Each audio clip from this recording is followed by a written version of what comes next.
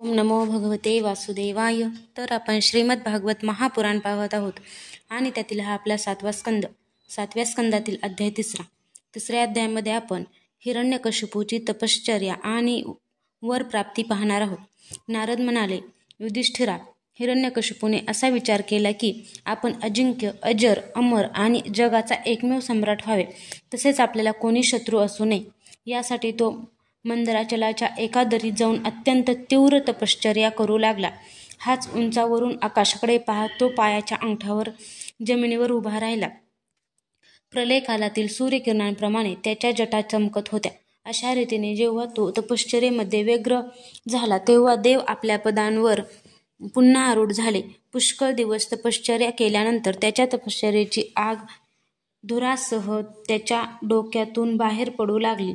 ती चारी बाजूंना पसरली आणि खाली वर तसेच आजूबाजूच्या लोकांना जाळू लागली. आगीच्या ज्वालांनी नद्या आणि समुद्र उकळू लागले. द्वीप आणि पर्वतांसह पृथ्वी डळमळू लागले. ग्रह आणि तारे तुटून पडू लागले आणि दाही दिशांना जणू आग लागली. आगीच्या लोळांनी स्वर्गातील देव पळू लागले. ते स्वर्गातून ब्रह्मलोकात गेले आणि ब्रह्मदेवांना प्रार्थना करू लागले, हे जगतपती देवादिदेवा, हिरण्यकशिपूच्या तपाच्या ज्वालांनी आम्ही पळू लागलो आहोत. आता आम्ही स्वर्गात राहू शकत नाही. हे अनंता, हे सर्वाध्यक्षा, आपणास योग्य वाटत असेल तर आपली सेवा करण्यास जनतेचा नाश होण्या अगोदरच त्याला शांत करा. आपण सर्व काही जाणत आहात, तरीसुद्धा आम्ही आपल्याला निवेदन करीत आहोत. जो हेतू मनात ठेवून तो ही घोर तपश्चर्या करीत आहे तो ऐका. त्याचा विचार करा. विचार असा आहे की जसे ब्रह्मदेव तपश्चर्या आणि योगाच्या प्रभावाने हे चराचर जग निर्माण करून सर्व लोकांच्या वर असलेले सत्यलोकात विराजमान झाले, त्याचप्रमाणे आपण सुद्धा उग्र तपश्चर्या आणि योगाच्या प्रभावाने तेच पद प्राप्त करून घ्यावे. कारण वेळ अमर्याद आहे आणि आत्मा नित्य आहे. म्हणून एका जन्मात नाही तर अनेक जन्मात, एका युगात नाही तर अनेक युगात आपल्या तपश्चर्येच्या शक्तीने मी या जगाची वेगळीच रचना करेन. वैभव इत्यादी पदांमध्ये तरी अशी काय विशेषता आहे? कारण कल्पाच्या शेवटी त्यांना सुद्धा काळाच्या गर्तेत जावे लागते. अशा प्रकारचे त्याचे मनोगत आम्ही ऐकले आहे. असा हट्ट धरूनच तो घोर तपश्चर्या करीत आहे. आपण तिन्ही लोकांचे स्वामी आहात. आता आपल्याला ते योग्य वाटेल ते करावे.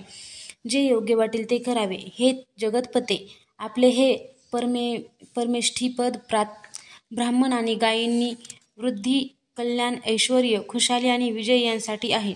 युधिष्ठिरा, देवांनी जेव्हा भगवान ब्रह्मदेवांना असे निवेदन केले तेव्हा ते भृगु, दक्ष इत्यादी प्रजापतींसह हिरण्यकशिपूच्या आश्रमात गेले. तेथे ते प्रथम त्याला पाहू शकले नाहीत, कारण वारुळ, गवत आणि बांबूंच्या जाळ्या यांनी त्याचे शरीर झाकले गेले होते. मुंग्यांनी त्याची चरबी, त्वचा, मांस आणि रक्त चाटून खाल्ले होते. तो आपल्या तपश्चर्येच्या तेजाने लोकांना ढगांनी झाकोळलेल्या सूर्याप्रमाणे तापवित होता. त्याला पाहून ब्रह्मदेव सुद्धा आश्चर्यचकित झाले. हसत हसत ते त्याला म्हणाले. ब्रह्मदेव म्हणाले, वत्सा, उठ उठ, तुझे कल्याण असो. कश्यपनंदना, आता तुझी तपश्चर्या सिद्ध झाली आहे. मी तुला वर देण्यासाठी आलो आहे. तुला जे पाहिजे असेल ते निःसंकोचपणे मागून घे. मी तुझ्या हृदयाचे अद्भुत सामर्थ्य पाहिले. अरे, कीटकांनी तुझा देह खाऊन टाकला आहे, तरीसुद्धा तुझे प्राण हाडांच्या साह्याने टिकून आहेत. अशा कठीण तपश्चर्या पूर्वीच्या कोणत्याही ऋषींनी केली नाही आणि यापुढेही कोणी करणार नाही. असा कोण आहे बरे की जो देवांची 100 वर्ष पाणी न पिता जिवंत राहू शकतो? हे दितिनंदना, तू केलेले हे काम धीर पुरुषांना सुद्धा करणे अशक्य आहे. तू या तपश्चर्येने मलाही वश करून घेतले आहेस. हे दैत्य शिरोमणी, यामुळे प्रसन्न होऊन तू जे काही मागशील ते मी तुला देईन. तू मरणार आहेस तर मी अमर आहे, म्हणून तुला माझे झालेले दर्शन निष्फळ होणार नाही. नारद म्हणतात, असे म्हणून ब्रह्मदेवांनी मुंग्यांनी खाल्लेल्या त्याच्या शरीरावर आपल्या कमंडलूतील दिव्य आणि अमोघ प्रभावशाली पाणी शिंपडले. लाकडातून जशी आग वर यावी त्याप्रमाणे पाणी शिंपडताच तो बांबूजवळच्या वारुळातून उठून उभा राहिला. त्यावेळी त्याचे शरीर सर्व अवयवांनी परिपूर्ण आणि बलवान झाले होते. इंद्रियांमध्ये शक्ती आली होती आणि मन सचेत झाले होते. सर्व अंग वज्राप्रमाणे कठोर आणि तापलेल्या सोन्याप्रमाणे चमकदार झाले होते. तो नवयुवक होऊन उभा राहिला. आकाशात हंसावर बसलेले ब्रह्मदेव आहेत. असे त्याने पाहिले. त्यांना पाहून त्याला अतिशय आनंद झाला. त्याने त्यांना शिरसाष्टांग नमस्कार केला. नंतर हात जोडून नम्रतेने तो उभा राहिला आणि मोठ्या प्रेमाने आपल्या डोळ्यांनी त्यांच्याकडे पाहत सद्गद वाणीने तो स्तुती करू लागला. त्यावेळी त्याच्या डोळ्यातून आनंदाश्रू वाहत होते आणि सर्व शरीर आनंदाने पुलकित झाले होते. हिरण्यकशिपू म्हणाला, कल्पाच्या शेवटी ही सारी सृष्टी कालनिर्मित घनदाट अंधाराने झाकून गेली होती. त्यावेळी स्वयंप्रकाश स्वरूप असलेल्या आपण आपल्या तेजाने पुन्हा हिला प्रकट केले. आपणच आपल्या त्रिगुणमय रूपाने हिची निर्मिती, रक्षण आणि संहार करता. आपण रजोगुण, सत्वगुण आणि तमोगुणांचे आश्रय आहात. आपणच सगळ्यांच्या पलीकडचे आणि श्रेष्ठ आहात. आपल्याला मी नमस्कार करतो. आपणच जगाचे मूळ कारण आहात. ज्ञान आणि विज्ञान आपली मूर्ती आहे. प्राण, इंद्रिय, मन आणि बुद्धी या कार्यरूपात आपण स्वतःला प्रकट केले आहे. आपणच मुख्य प्राण सूत्रात्म्याच्या रूपाने चराचर जगाला आपल्या नियंत्रणामध्ये ठेवता. आपणच प्रजेचे रक्षणकर्तेही आहात. चित्त, चेतना, मन आणि इंद्रियांचे स्वामी आपणच आहात. पंचमहाभूते, शब्दादी विषय आणि त्यांच्या संस्कारांचे निर्माते सुद्धा महत्त्वाच्या रूपाने आपणच आहात. जो वेद होता, अध्वर्यू, ब्रह्मा आणि उद्गत्ता या ऋत्विजांनी होणाऱ्या यज्ञांचे प्रतिपादन करतो, ते आपलेच शरीर आहे. त्यांच्याच द्वारा अग्निष्ठोम इत्यादी 7 यज्ञांचा आपण विस्तार करता. आपण सर्व प्राण्यांचे आत्मा आहात. कारण आपण अनादी, अनंत, अपार, सर्वज्ञ आणि अंतर्यामी आहात. आपणच काल आहात. प्रत्येक क्षणी आपण सावध राहून आपले क्षण, लव इत्यादी विभागांच्या द्वारा लोकांचे आयुष्य क्षीण करीत असता.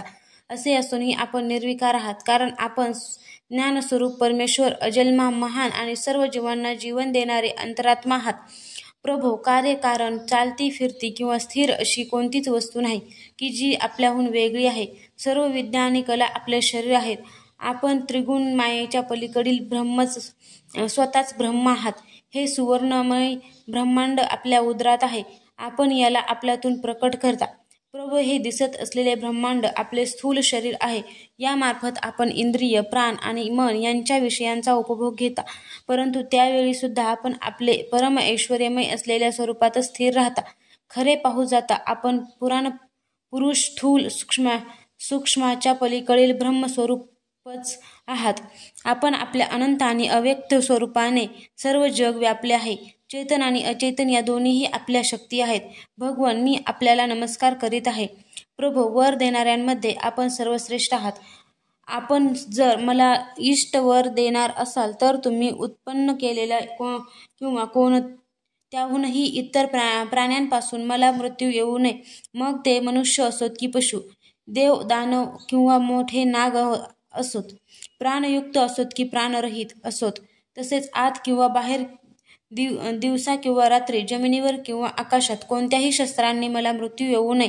युद्धात माझ्याशी सामना करणारा कोणी नसावा. मी सर्व प्राण्यांचा अधिपती असावा. इंद्रादी सर्व लोकपालांमध्ये जसा आपला महिमा आहे तसाच माझाही असावा. तपस्वी आणि योगी लोकांना जे कायमचे ऐश्वर्य प्राप्त होते तेच मलाही द्यावे. अध्याय 3 समाप्त.